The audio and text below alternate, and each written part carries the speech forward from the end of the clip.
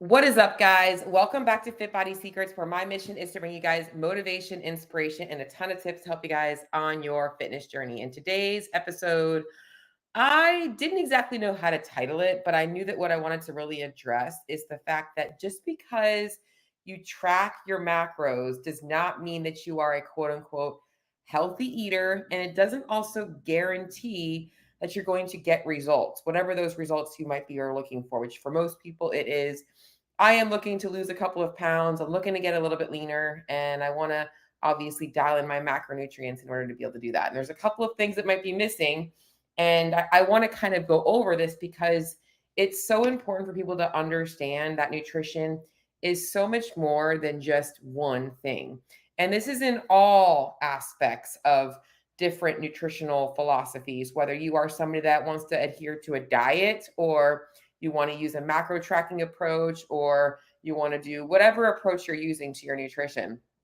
You can't just isolate one thing and think that that's the whole thing. It's kind of like you've got this puzzle, and there are some things that are going to make up more of the puzzle pieces or take up more of the puzzle pieces, and other things that are going to take up less of them. And I want to really go over some of the bigger picture things that you might be missing that being a macro tracker doesn't always address. Now, I'll be honest, macros does make up the majority of your nutrition when it comes to things like ensuring that you have enough energy for your workouts, ensuring that you are obviously eating the right amount to lose or maintain weight. But there are other things that we have to consider that might affect that macro prescription. And I want to kind of go into all of that stuff today.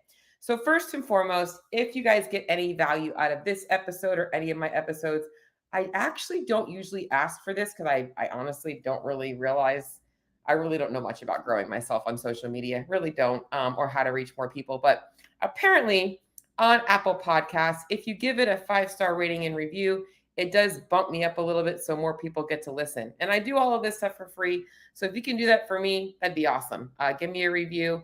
In fact, maybe I'll start doing some giveaways for those of you guys that do give me a review, because I definitely want to hear that I am helping you all out.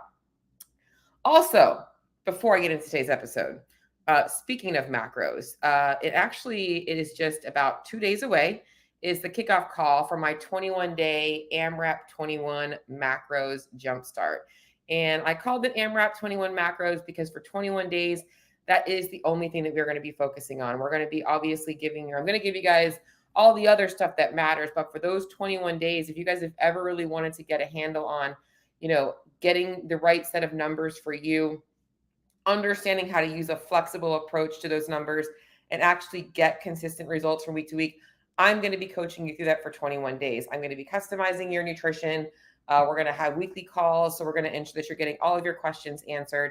And it's just a really good opportunity for those of you guys out there that haven't ever had a coach actually guide you through, or maybe you've had a coach in the past and you're looking for something a little bit different. This is a great opportunity for you guys.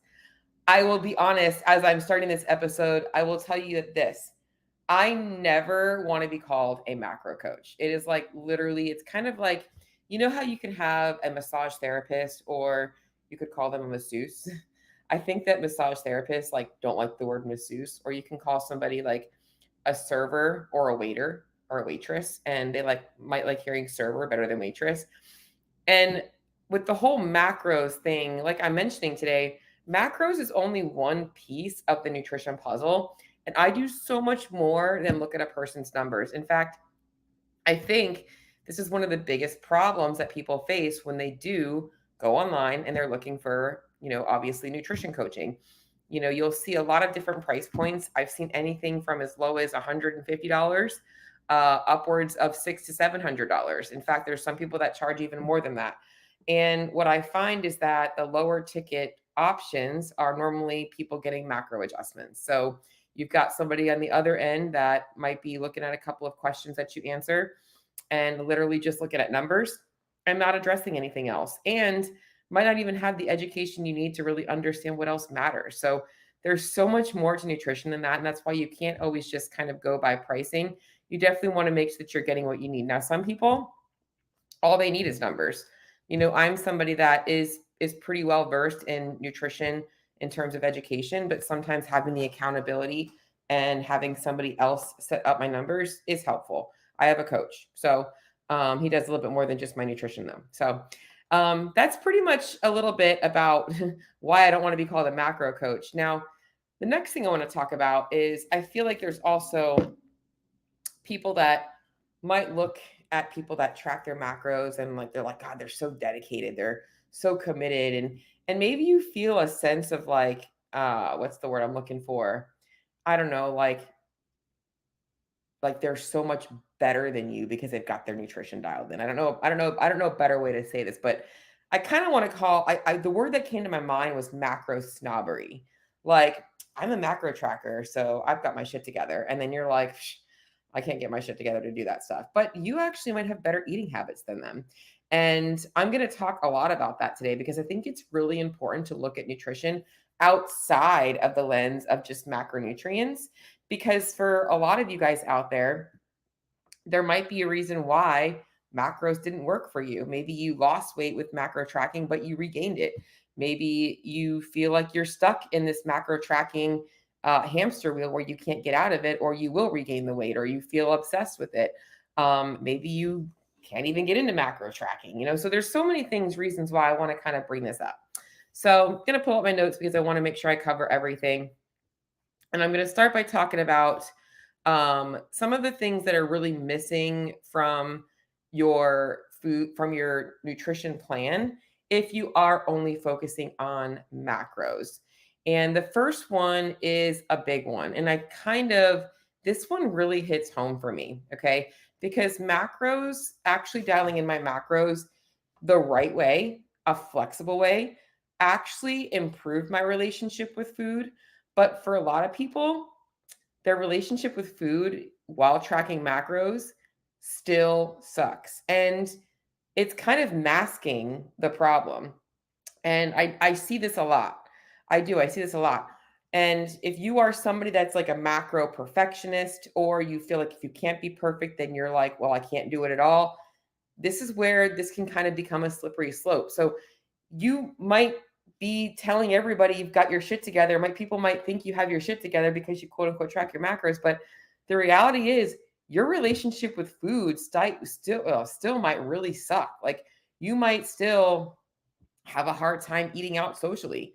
You might still be binging and kind of knowing how to make up for that because you understand calorie balance, or maybe you're hoarding macros for later in the day all the time. Maybe you're hoarding macros and you're starving your workout so that you can go out socially on the weekends. Your relationship with feeding yourself might still be really fucked up, for lack of better terms. Are you somebody that is only eating by numbers? So, like, you're literally plug and playing every single day to maximize your numbers. Are you chronically under eating in a way to control your weight? And is that why you're eating by numbers? So you're like trying to maximize, you're literally hungry and you're like, how can I maximize everything? This is where we have to look at food relationship outside of just macros, right? So flexible approach to macros means that you should be able to have, a meal or two out a week and not stress. If you've been tracking macros for 6 months and you go on vacation for a week, you shouldn't see that your weight jumps up like crazy because you've literally went from one end to the other with your nutrition. You should be able to eat a meal and not have to calculate every single number. You should have a very flexible approach to using macronutrients. Now, obviously, when you have a goal in mind, you are going to be a little bit more dialed in on things, and that's focused. And that is a healthy relationship because you're actually goal oriented. But if you're literally obsessed with macros, does that really make you a healthy eater? No, you're just like every other person out there that is adhering to some kind of a diet plan, and you're afraid of just allowing yourself to be intuitive. Like, what would it be like for you to actually relax a little bit with nutrition and not freak out? And this is where I think macro tracking can kind of go down the other area. So it's knowing how to be flexible. Okay. So the relationship with food is a big one. And I'll be honest, guys, when it comes to healthy eating, I think that this is one of the most important aspects of healthy eating. Regardless of what a person's food quality is like, we should have a relationship with food that doesn't make us feel guilty or good about ourselves based on what we're eating, right? Like we should be a toddler again at some point and just be able to eat naturally and not feel like shit about ourselves. Like that's really the goal. And where I mentioned is like what happened, what macro tracking really helped me get back to was I had removed so many foods from my diet and it gave me permission to eat them again. So and now I feel like my diet is a choice. Like I like the way my foods make me feel. I make choices in my life to ensure that I eat what I like. So that's really really the main thing is that you have to realize that macro tracking is something that you do to get to a goal. It's something that we want to watch as we maintain, but it shouldn't be something that obviously we have to like adhere to perfectly. So, do you guys hear my cat in the background? I locked him out of the room because he's been being a pain in my butt, and I hear him crying to come in. Um, anyways, all right. So that's the first thing is our relationship with food. You know what else I didn't mention about the relationship with food, which is a big one. I've seen this often, and this isn't just with macro trackers. People literally eat on autopilot. That's also not healthy, right? Like, so if you're literally just shoveling food in your face every 2 hours or every time you have a meal and never actually stopping and enjoying it, it's also not something that you're actually fixing. And this is also where when people go away from macro tracking, they tend to regain weight because they're always eating on autopilot. They're not even paying attention to their hunger and their satiety cues. All right, so that was part one is the relationship with food and honestly with yourself. That's really the bigger picture there.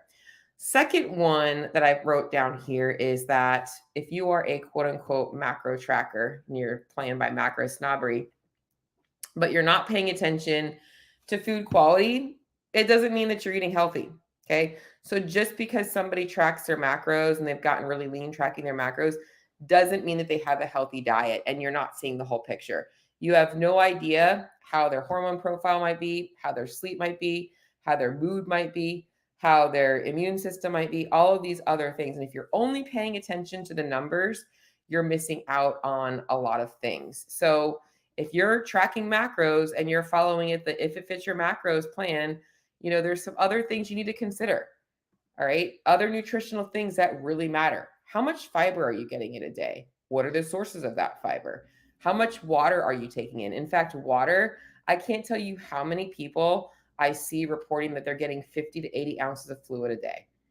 Like that is not enough hydration for anybody over 100 pounds, especially if you live in warm climates. There are probably days where I probably drink well over 150 ounces of water, fluids a day, but water and fiber are big ones. In fact, a lot of people that find that they have to diet on very low calories, it's because they're not getting in enough fiber and enough water. Like you need those two things as well. Well, water not so much for the calories, but the fiber for sure. I should say why they never feel full. Because they're not getting enough hydration as well. How about things like fruits and vegetables? Okay, like the base of our diet should be whole foods. Are you getting in enough fruits and vegetables throughout your day?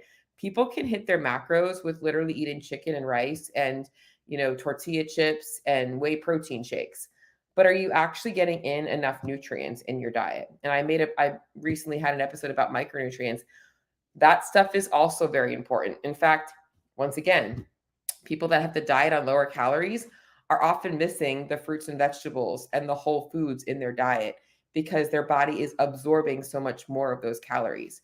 So we need to be getting in enough fruits and vegetables, not just for the fact that we're trying to lose weight, but also because that's where our body gets nutrition from. Okay, so you need those things in your diet.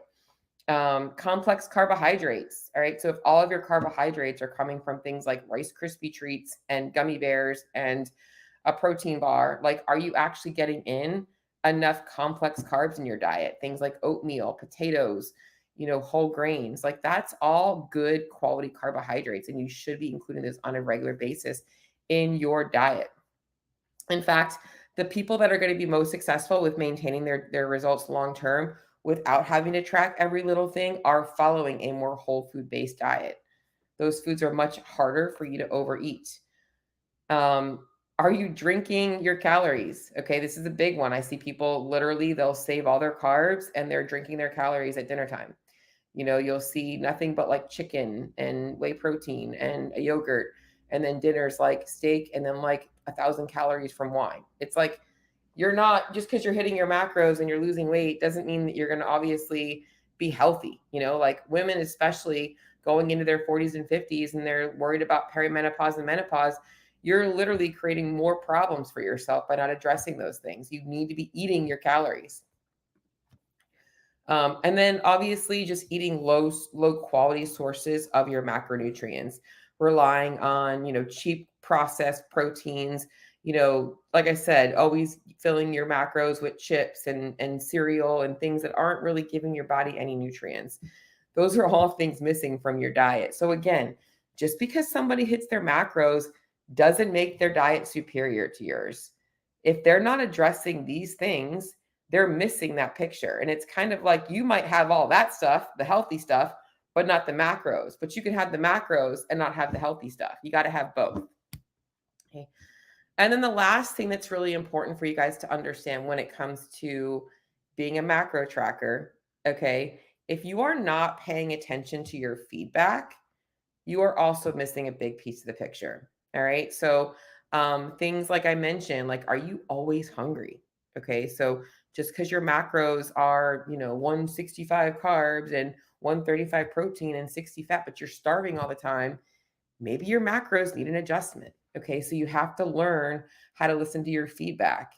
How does the food you're eating make you feel? Right. So if you're eating meals and they're literally making you feel sick all the time, like because you're so full, maybe there are some things that you need to change up, So like this is where you have to also look at that kinds of stuff. How does the food you're eating affect your hormones? So you have to look at food quality as well, not just looking at the numbers. How does it affect your immune system? And this is all kind of going back into the food quality aspect of things, is that your nutrition is not just macros. So the main thing here today is getting you guys to understand that macronutrients is a large piece of nutrition, and it is probably one of the things that has the biggest impact on your body in terms of not just how you look, but also how you feel and how your body operates in life. But if you're not addressing the other things, it's not going to work for you long term. And you're missing out on a lot of things that your body does need to be healthy. And it's important to ensure that you're covering those basics, that foundation, because that matters most. And the last thing I'm going to say is that you don't have to track your macros to have your macros dialed in. However, when you do track your macros, it does make it easier for you to be able to get results faster. And that is why for those 21 days, working with me in my group, we are going to be dialing things in from a calculated perspective, because that's how I'm going to show you guys how to actually get results with a flexible approach. Okay. So if this episode was helpful for you, again, please let me know if you want to join the Jumpstart. Funny thing is, I had 4 spots available this morning, but somebody DM'd me and said that she signed up. And I looked, so now I have 3 spots remaining for the Jumpstart. So if you want to get in on that, I did put the link here in the show notes, and it is on my Instagram as well. And I do hope to get to meet some of you guys in my upcoming Jumpstart. I see a couple of comments. Let me just go over and say a quick hi. Hey, Jeremy, and hello, Holly. I hope that you guys got some value out of this episode today, because I definitely want to make sure that I'm addressing the other things. And also, for those of you guys out there that do feel like you eat healthy, just because you don't track your macros doesn't mean that you're not a healthy eater. So you might not have a goal right now, but maybe your meals are pretty macro balanced. So giving yourself some grace there. And if you're looking to take it up a notch, the next step might be to take that time and take the leap and go into getting a little bit more of an understanding about how macros can actually help you get faster results. So that's what I got for today, guys. If you need me, you know where to find me. I will talk to you all on the next episode. We are due for a Gains Train update, and I will be doing that this week. But with this macro challenge coming up, I am trying to manage my energy. And I know that I want to make sure that I deliver, obviously, to my clients. And sometimes that means I put those types of things on the backseat burner so that I can actually recharge the batteries in the free time. So I'll see y'all soon.